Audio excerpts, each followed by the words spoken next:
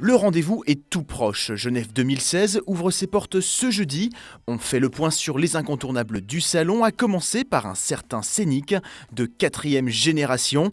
La relève d'une histoire à succès commencée en 1996 pour le monospace compact le plus vendu en Europe. Au programme, rupture de style totale par rapport au Scénic 3. Toutes nos images sont à découvrir en exclusivité dès mardi sur turbo.fr. On reste chez Renault avec la Mégane qui s'allongera de quelques centimètres à Genève. Résultat plutôt élégant, un peu sportif aussi pour le break Mégane Estate. Côté français toujours, chez Peugeot, c'est le 2008 restylé qui retiendra l'attention par son nouveau look. Un esprit baroudeur qui s'affirme pour se mettre en phase avec le style des autres petits crossovers stars du moment. DS nous réserve une surprise avec la e-Tense. Attention, ce coupé sportif électrique n'est pas destiné à prendre la route, c'est un concept, mais bien à annoncer l'évolution de la toute jeune marque du groupe PSA.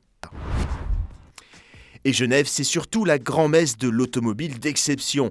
Bentley y joue presque à domicile. Cette année, on y trouvera une Mulsanne restylée, toujours plus raffinée, plus luxueuse et démesurée même, avec sa version speed de 537 chevaux. Changement d'ambiance dans un registre plus brutal, moins gentleman en tout cas. Ken Block, le spécialiste du drift, nous présente la Ford Fiesta qui sévira dans le tout dernier opus de sa série de vidéos Gymkhana. Juste un avant-goût du monstre de 650 chevaux à retrouver en ligne dès ce mardi 1er mars. Le drift, justement, ça se décline à toutes les sauces. En kart, voiture, moto ou même en BMX, tout ce qui roule est capable de glisser. Voire même bien plus pour les spécialistes du stunt, ces figures en moto. Visiblement, tout est possible avec un guidon entre les mains. Un gros pic d'adrénaline à ne pas tenter de reproduire chez soi, mais à découvrir dès à présent sur Sisplay. La Imeari n'est pas encore commercialisée qu'elle a déjà droit à une version spéciale que l'on vous dévoile en exclusivité, fruit d'un partenariat entre Citroën et Courrèges, dont elle reprend les couleurs fétiches blanc et orange. Pour la maison de haute couture, cette collaboration n'a rien d'un hasard.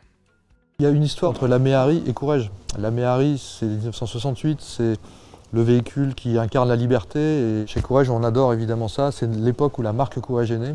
Attention, cette Imeari restera unique, mais la version de série, en revanche, sera très bientôt disponible, commercialisée courant mars.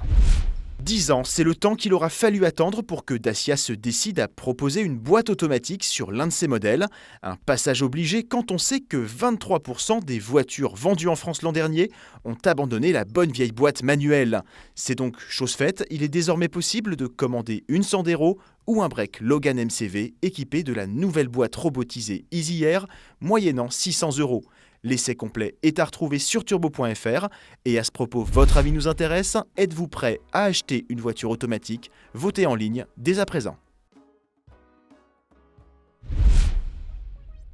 Partons à Bruxelles pour une curieuse blague belge. En tout cas, drôle d'initiative de la part du conducteur de ce Range Sport qui a cru bon emprunter les voies du métro de la capitale européenne pour rentrer chez lui.